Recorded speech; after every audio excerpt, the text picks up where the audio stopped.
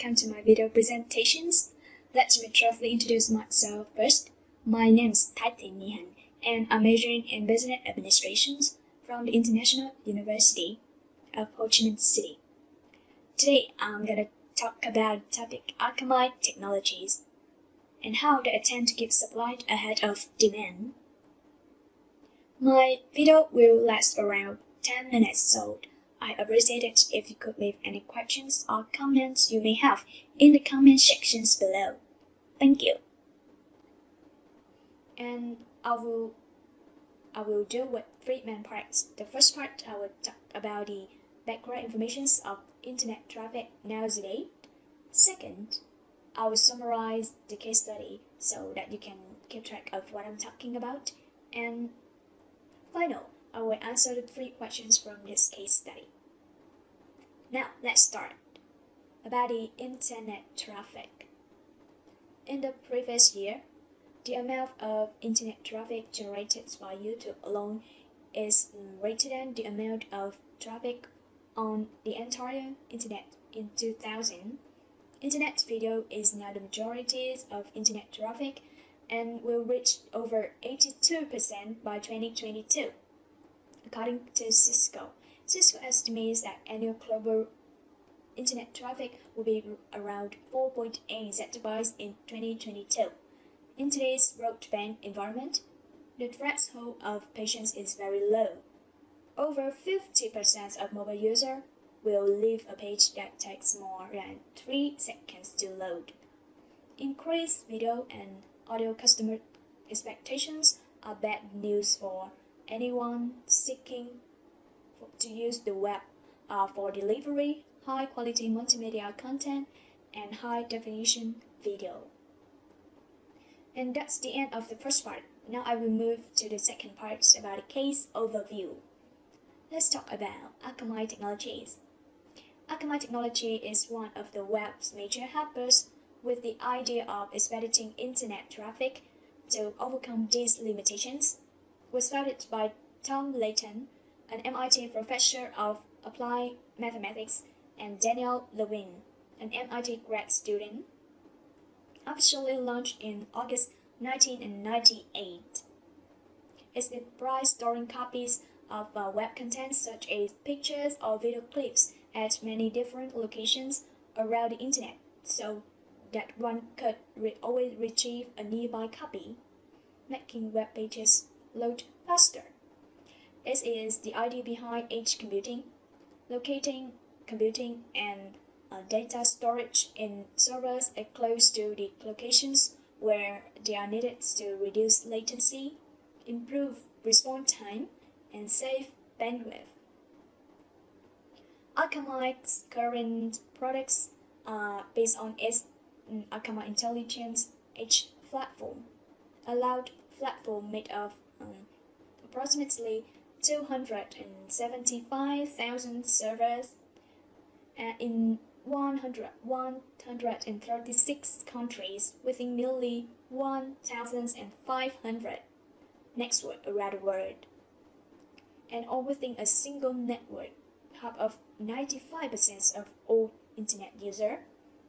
Akamai software on this server allows platform to identify and log security threats, provide comprehensive knowledge of network conditions, and instant device level detections and optimization.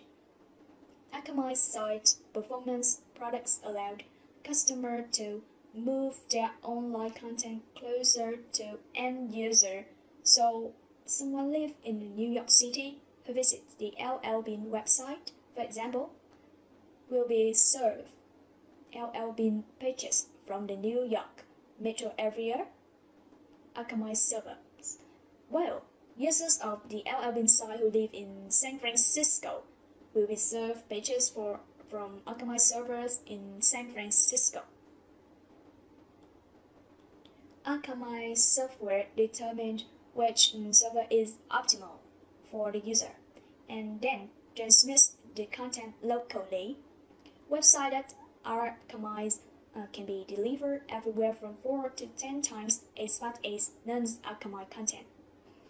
Akamai has also developed several other businesses and business models based on its internet savvy, including targeting advertising based on user locations and cheat code, content security, business intelligence, disaster recovery, on-demand bandwidth, and computing capacity during spikes in internet traffic, storage, global traffic management, and streaming service.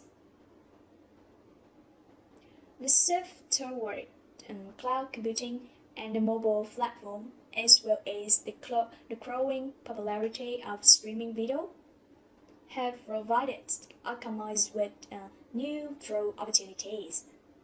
As more businesses and business models have moved online, and Akamai has seen its clients base grow as well. However, the growth of streaming video has also reached new challenges for Akamai, including increased competitions from Comcast and Amazon, which have been competing for content delivery service. Many of Akamai's largest clients like Apple, Facebook, Google, Microsoft, and Netflix are also increasingly shifting their content delivery operations away from Akamai's platforms and onto in-house content delivery networks. Other competitors in content delivery such as Cloudflare, Fastly, and Stackpath also represent threats to Akamai's continued dominance. Growth in internet traffic is good news for Akamai, but the company must also now deal with the political motivated cyber attacks, organized ram online, and state-sponsored cyber warfare, not just against its clients but against CDNs like Akamai itself, with distributing denial of service attacks against CDNs on the rise. Akamai also has continued to improve its corner site defender tool, which offers a variety of security measures for Akamai clients. The tool protects against cyber attacks, organized ram online, and state-sponsored cyber warfare. Akamai is in very strong position to sell security service and analytics to its customer. Akamai has partnered with security companies such as Trustwave and China Unicom to sell products jointly, and has also set itself up for future growth by moving into areas of world with less developed broadband infrastructure such as the Middle East. The improvements in Akamai's security business have offset much of the slowdown in its content delivery business. So that's the end of the second part. Now we move to the last part, questions and answer. Number 1, why does Akamai need to geographically disperse its servers to deliver its customer web's content?